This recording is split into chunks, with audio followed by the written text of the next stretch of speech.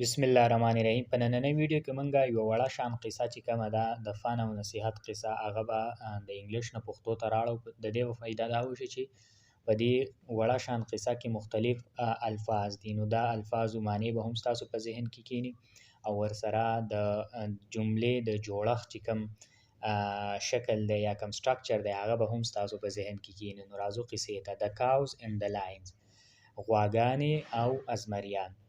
5 cows lived in a little forest. په یو وړوکي ځنګل کې 5 غواګانې اوسېدلې. They ate fresh grass in a large green meadow. دوی به په یو لوی شین میدان کې تازه واښه خوړل. They were kind friends. دوی ډېر مهربانه ملګري وي.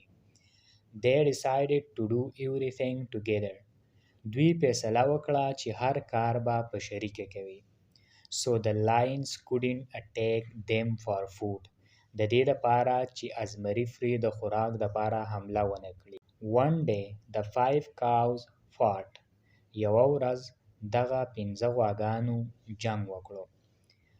And each one started to eat grass in a different place. او هرې یوې په جدا جدا ځای کې خوراک شروع کړو. The lions decided to seize the opportunity and kill them one by one.